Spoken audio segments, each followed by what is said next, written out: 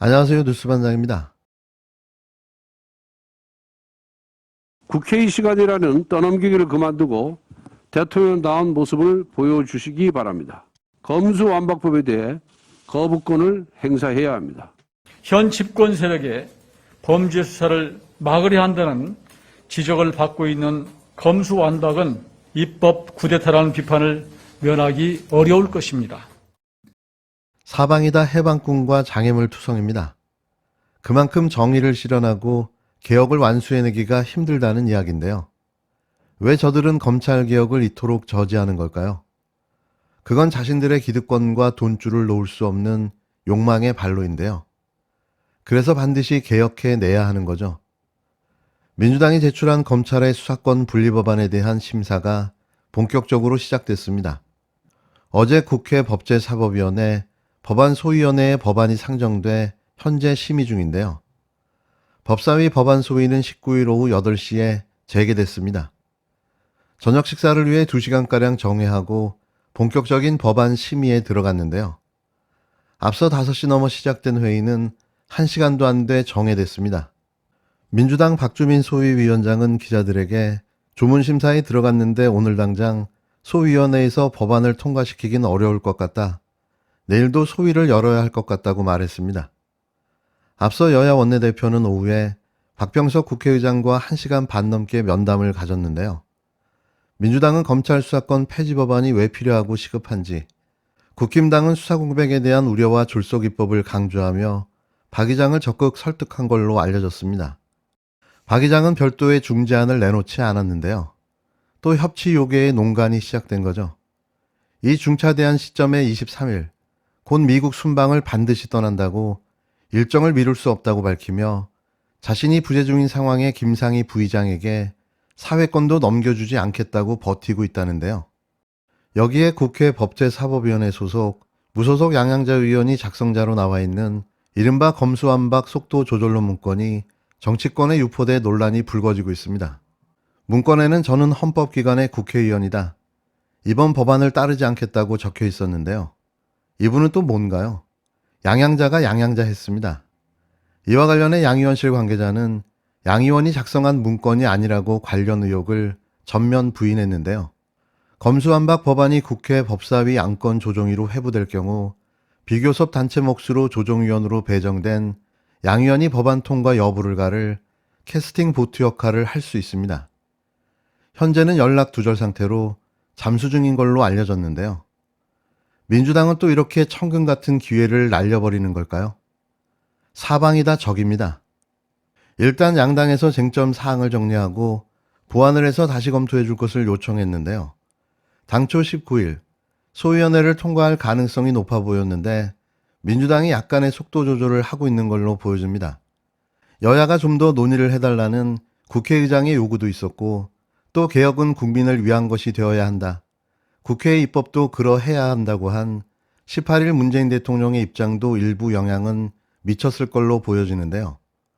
시간도 부족하고 장애물도 너무 많습니다. 더 봐주고 자시고 할 필요가 있나 싶은데요. 하지만 이미 4월 내 처리를 못 받고 나선 만큼 법안 소위에서 여야의 쟁점이 어느 정도 정리되면 다시 속도를 낼 것으로 보입니다. 민주당은 이번 주 내에 법사위 전체 회의에서 법안을 통과시키고 본회의에 상정하는 걸 목표로 하고 있는데요. 법사위 통과뿐만 아니라 국회 본회의에서 무제한 토론, 필리버스터를 무력화하기 위한 회기 조정 등이 민주당 계획대로 이루어질 수 있을지가 주목됩니다. 민주당은 할 수 있습니다. 그리고 반드시 해내야 합니다. 검찰 기능의 정상화는 돌이킬 수 없는 길로 접어들었습니다. 꼼꼼한 법안 심사와 조속한 입법에 최선을 다하겠습니다.